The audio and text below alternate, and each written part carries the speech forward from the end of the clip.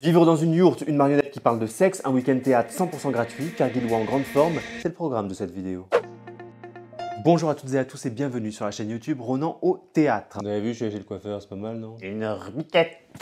La mèche. Bon, on fera avec, qu'est-ce que je te dise? Nous sommes le lundi 14 septembre, c'est le moment de faire un point sur la semaine théâtrale qui vient de s'écouler. Mais avant de commencer, si c'est la première fois que vous venez sur cette chaîne, sachez qu'ici, tous les lundis, on parle de théâtre. Alors si tu aimes le théâtre, eh bien tu peux cliquer sur un bouton qui ressemble à ça pour t'abonner à la chaîne et activer la petite cloche pour être au courant de toutes les nouvelles vidéos. En 2018, au Festival d'Avignon, l'équipe du spectacle Mon Olympe m'a interpellé dans la rue pour que j'aille voir leur spectacle, sauf qu'on était en plein Festival d'Avignon et que moi, mon planning était complet, donc je n'ai pas pu aller les voir. En 2020, le spectacle était repris au théâtre de Belleville. J'ai réservé une place pour le vendredi 13 mars. Si, souvenez-vous, vendredi 13 mars.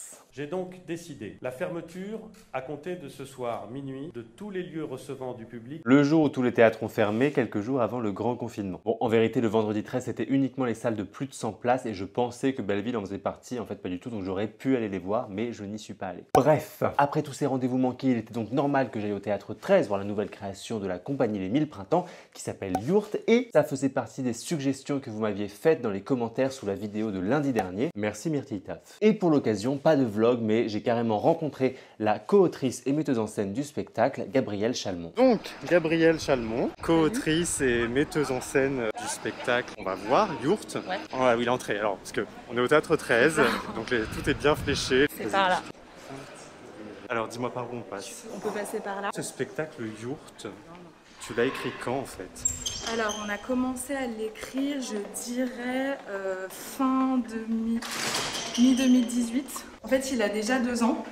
Et parce que c'est drôle quand on le lit, ça ressemble vraiment à une réflexion de confinement. Bah, mais en fait, c'est marrant, on a toujours un petit signe une fois que notre spectacle sort avec Mon Olympe, il y a eu MeToo. Mon Olympe, c'était sur le féminisme. Mon Olympe, t'avais commencé à écrire avant MeToo? Ouais. Ah, c'est drôle. Ouais. Là, il y a le plateau, si tu veux. Et ben, allons sur le plateau directement. Tu vas aller voir. Bonjour. Ouais, et donc Yourte, en fait, c'est plutôt Nuit debout qui nous a un peu, qui nous a un peu donné l'idée où en fait, je me suis dit, mais c'est marrant, tous ces gens dont je faisais un peu partie, on a tous envie un peu d'arrêter. Donc, mais d'arrêter quoi? D'arrêter comment?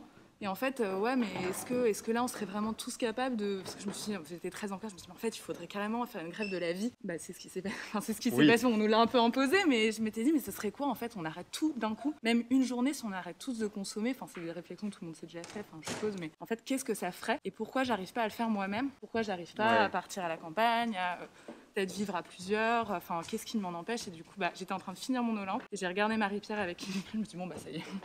T'avais ton sujet. Ouais. Mais parce que toi, est-ce que ton militantisme il passe uniquement par le théâtre ou tu es aussi vachement engagé sur le terrain? Ou c'est aussi la frustration de ne pas être assez engagé sur le terrain qui te fait faire du théâtre un peu militant? Bah, c'est un peu les deux. Je suis quand même plutôt assez militante en féminisme. Tu passes vraiment dans l'envers. Ah oui, j'adore. On découvre une bouée licorne. Alors moi, j'ai pas vu le spectacle en fait encore, donc je découvre des accessoires que je devrais peut-être pas voir. C'est là où ils sont en train de suer leur race, en gros, pendant plein de changements.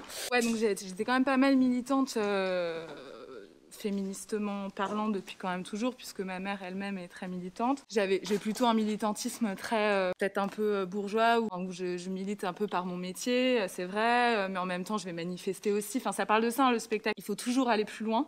Ouais. Mais en fait, comment on dépasse ses propres limites, comment on sort de sa propre zone de confort et quel genre est-ce que ça demande des sacrifices? On milite vachement autour de nos spectacles. En fait, c'est des outils, c'est vraiment des objets sensibilisants, très très accessibles. Hein, tu vas voir, c'est extrêmement accessible. En fait, nous, on fait tout un travail de recherche. On lit plein de bouquins, on voit plein de documentaires, plein de fictions aussi. On essaye de faire une espèce de synthèse un peu vulgarisée dans une fiction qu'on a créée nous-mêmes pour que tout le monde puisse s'approprier une lutte qui a l'air parfois un petit peu exigeante. Ou un peu impalpable. Dramaturgiquement, qu'est-ce qu'elle représente pour toi en fait cette yourte? Et en fait, la yourte, c'est le rêve. La yourte, c'est l'utopie. Alors, on revient pas mal sur le mot utopie dans le spectacle. Qu'est-ce qu'une utopie? Où est l'utopie en fait dans les vies qu'on mène? Et en fait, bah, la yourte, c'est juste en fait un désir de changement, un désir de vivre autrement, mais ça peut se transformer. Enfin, elle peut prendre plusieurs formes. Et j'avais pas envie de la matérialiser parce que je voulais que tout le monde puisse s'identifier sa propre yourte. Et du coup, on en fait un spectacle en fait plutôt immersif où on est en train de squatter le lieu dans lequel on joue. En fait. Préparez-vous au potentiel effondrement d'une civilisation, faire le deuil de tout un avenir. Non mais c'est pas sérieux, c'est pas carrément, c'est de la pégale, Bobby.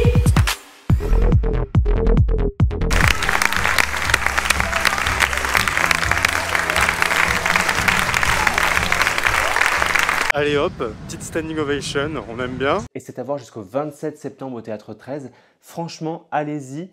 Ça m'a fait du bien ce spectacle. Je pense que ça réconforte une génération dans ses contradictions, dans sa volonté de s'investir et en même temps dans ce qui la retient. Et on se sent un petit peu moins seul face à nos compromis du quotidien. Je vais maintenant vous parler de tous ces spectacles gratuits que j'ai vus ce week-end. Ou presque vus. D'ailleurs, c'est très étrange en ce moment ce qui se passe. Tout ce qui est en plein air est gratuit. À Angers, les spectacles dans la cour étaient gratuits. Dans la solitude des champs de coton que j'ai vus, c'était gratuit. Les tragédies de Gwenaël Morin à 6 h du matin, c'était gratuit. Est-ce que pour être payant, l'art doit forcément être enfermé dans une structure ?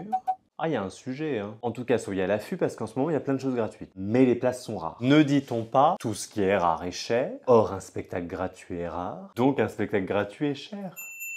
Mon week-end 100% gratuit a commencé vendredi. Je suis allé au Mouffetard, enfin plutôt dans le quartier autour du Mouffetard, pour faire du lèche-vitrine dans le cadre de Troublantes Apparences.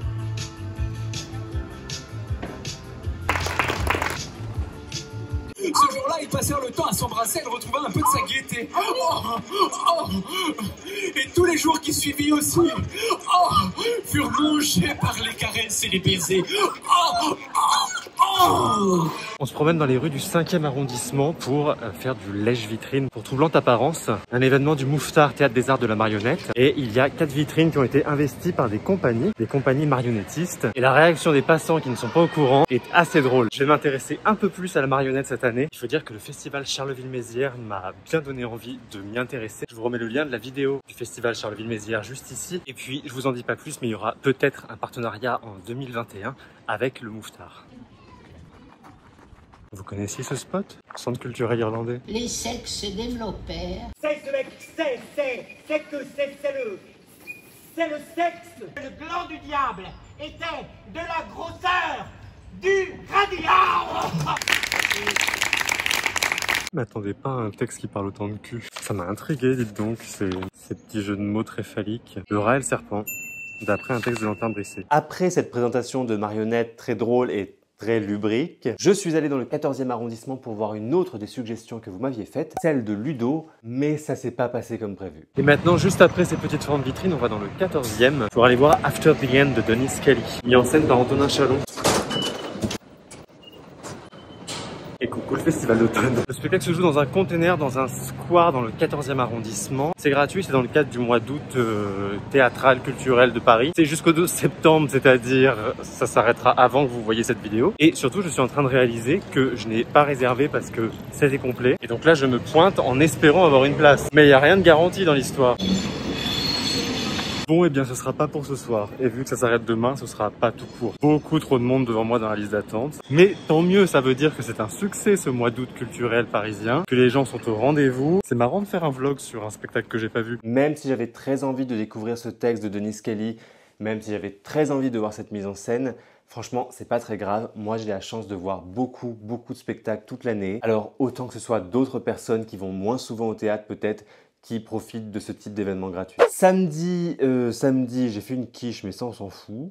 Et dimanche, je suis allé dans les jardins du théâtre du Rond-Point. J'arrive au Rond-Point, je suis arrivé un tout petit peu en avance, mais en fait je suis en retard parce que je voulais aller voir Les Gros Patines Bien de Pierre Guillois et Pierre-Martin Salvan. Et j'ai vu qu'à 16h30, il y avait Tania de Montagne qui chantait. Tania de Montagne avec qui j'avais fait une interview à l'occasion du spectacle Noir, qui est repris d'ailleurs à partir du 15 septembre. Je vous remets le lien de l'interview juste ici. Et ça a commencé évidemment, puisqu'il est 16h15. Et on se reparle des Gros Patines Bien de Pierre Guillois et Pierre-Martin Salvan juste après. On y va. Celui qui croyait au ciel, celui qui n'y croyait pas.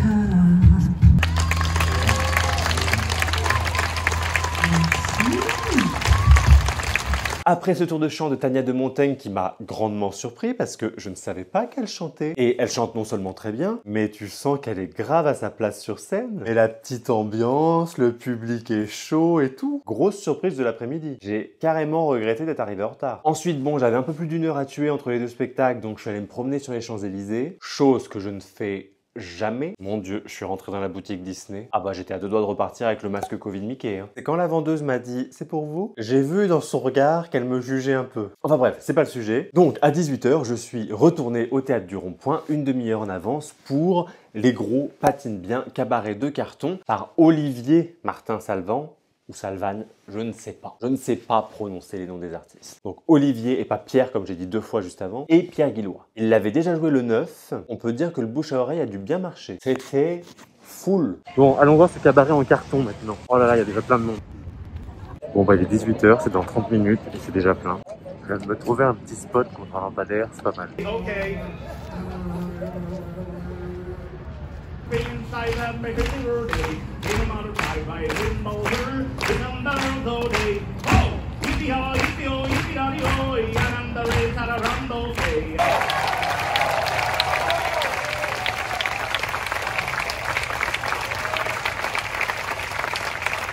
Oh, c'était drôle. Je m'attendais à un truc drôle, mais je m'attendais pas à ce que ce soit aussi drôle en fait. En gros, on a Olivier Martin Salvan qui reste immobile sur sa chaise, mais qui fait une épopée, un très très grand voyage. Et c'est Pierre Guillois qui fait advenir ce voyage, qui fait advenir toute la théâtralité, qui convoque notre imaginaire avec des pancartes et des incarnations lui-même de choses. Une très belle incarnation de la bouteille qui flotte à la mer, par exemple. Je perds ce masque, il est beaucoup moins pratique. Et le spectacle est fait 100% en carton, avec des cartons et du marqueur. Et c'est des mots inscrits sur des morceaux de carton qui ont quand même une taille correspondante à l'objet qu'ils décrivent, ou parfois une forme qui correspond à l'objet qui est décrit ou qui est écrit sur le carton, mais pas plus. On a des indications géographiques, il y a des jeux de perspective. C'est hyper inventif en fait sur la possibilité, sur les possibilités qu'offre le théâtre. Et la langue parlée, c'est une espèce de glibiche, on comprend rien, de langue inventée, un peu entre l'anglais, le néerlandais. Il y a beaucoup d'anglais quand même parce qu'on comprend pas mal de mots, mais de toute façon la compréhension se fait pas du tout par là. Mais c'est tellement drôle et ça fait tellement du bien aussi ce rire qui arrive en plusieurs étapes, c'est-à-dire qu'il faut d'abord lire, ensuite contextualiser, créer soi-même une image, construire son imaginaire en fait pour comprendre la blague. Pas des gags immédiats, c'est des gags en 2 temps en fait. Et puis le contraste entre les deux, c'est-à-dire entre Pierre Guillois qui court partout, qui est épuisé, qui est en slip de bain et qui incarne tous les personnages qu'il peut, et puis Olivier Martin Salvan qui est là, immobile, fixe quoi. En fait c'est ça aussi qui marche, c'est que d'un côté on a un personnage, Pierre Guillois, qui bouge absolument partout dans l'espace scénique, mais qui n'a pas une évolution dans l'espace dramatique parce que à chaque fois qu'on le retrouve dans l'incarnation d'un personnage, c'est dans le personnage du vendeur ou de la vendeuse dans un kiosque, c'est une sorte de point fixe. Et à contrario, Olivier Martin Salvan, qui lui reste immobile dans l'espace scénique et qui est pourtant celui qui parcourt le plus de kilomètres dans l'espace dramatique. Et ça, c'est la beauté du théâtre. Voilà donc un week-end culturel 100% gratuit, sauf le Théâtre 13. C'est la fin de cette vidéo, j'espère que ça vous a plu, j'espère que ça vous a donné envie de fouiller sur les internets à la recherche de plein de bons plans. D'ailleurs, donnez-moi vos bons plans culturels dans les commentaires parce que, comme d'habitude, ma semaine théâtrale n'est pas encore calée. Je suis toujours à la bourre. Donc, vos suggestions sont les bienvenues. Il y a eu 2 suggestions la semaine dernière. J'ai suivi les 2. Dites-moi si vous avez des spectacles qui vous tentent, que vous avez envie de découvrir. Dites-moi si vous avez envie que j'aille les découvrir à votre place. Parce qu'on peut faire ça aussi. Je peux partir en éclaireur si vous voulez. Si cette vidéo vous a plu, n'oubliez pas de donner un énorme pouce bleu pour dire que vous avez aimé. Et puis surtout, n'oubliez pas de vous abonner à la chaîne. C'est complètement gratuit. Et puis quand vous appuyez sur la petite cloche, ça fait... Je vous dis à lundi prochain pour une nouvelle vidéo au théâtre.